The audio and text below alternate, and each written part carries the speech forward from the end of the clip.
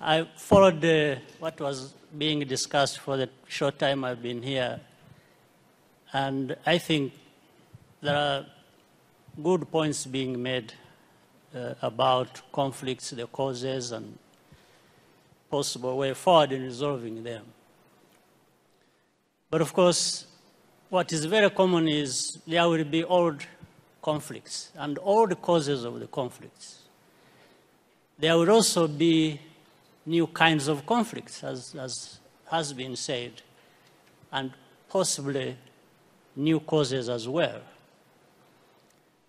But what has been mentioned by the panelists that is important, the constant should be the kind of politics, the kind of leadership, the governance in place so that these old or emerging causes or conflicts can be resolved. This is key. And another way to look at it also and raise a question which we must answer is, for so long we've discussed conflicts, causes of conflicts, and actually have quite a good idea as to what is needed for such a conflict to be resolved. Now, the question is, if we have analyzed conflicts and the causes, if we really have a good idea what all this constitutes, then what? So it comes, therefore, to the point that the leaders, therefore, should be there to deal with these problems. And here I'm not even proposing that there is one leader who can resolve conflicts alone, or that there is even a silver bullet for these conflicts. Therefore, it's the management of all these processes and what we have identified to be the root causes. But of course, when it comes to Africa, I'm sure many people in this audience will have made the same observations. I think we must take responsibility and accept our failures in dealing with these matters.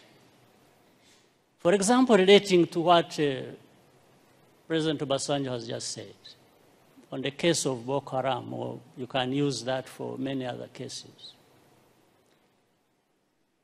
For me, when I'm watching on television, and I find our leaders who should have been working together all along to address these problems that commonly affect their countries, wait until they are invited to go to Europe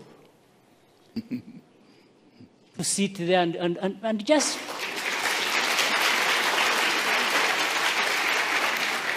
it's like they are made to sit down and address their problems.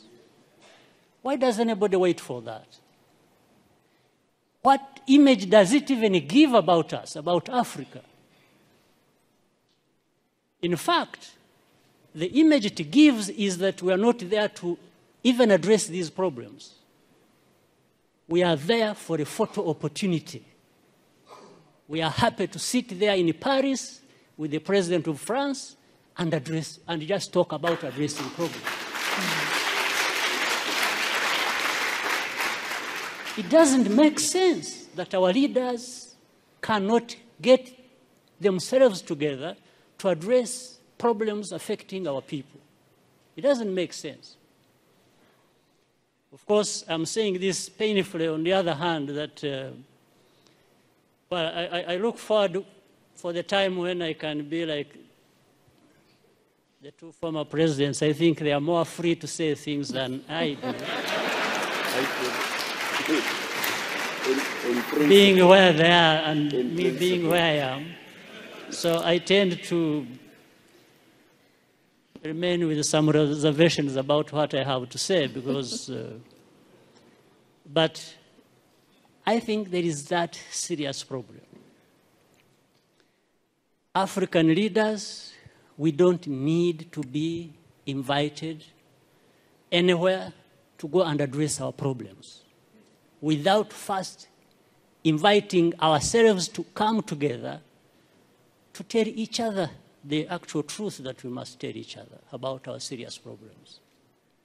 So, I mean, again, look at the problem of South Sudan, indeed. The first problem was about this country and the people there wanting to be independent.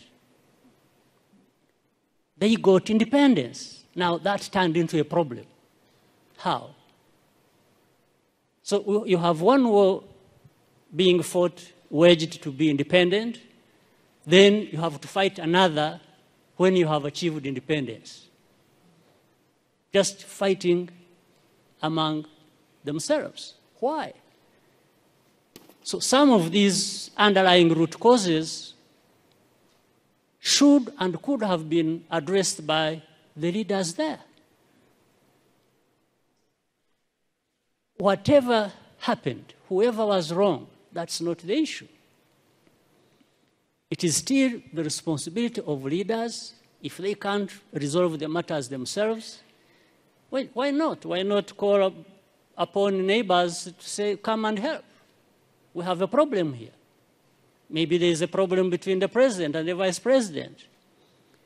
And if they can't resolve it, and each one thinks he's the one who is right and the other is wrong, and they are going to divide the army and government and everybody else to go on either side and start fighting, well, I think in between the time that starts and when it actually happens, something can be done.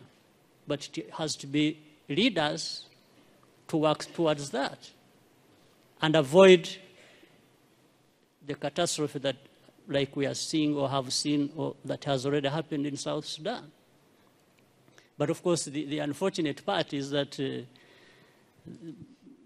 most majority who suffer are the innocent people who have nothing to do with it. Women, children, and even many men are innocent in that situation. So this is, I'm not giving answers, probably I'm raising more questions than, or adding to others that have been raised. So for the time being, let me stop here. Thank you. Thank you.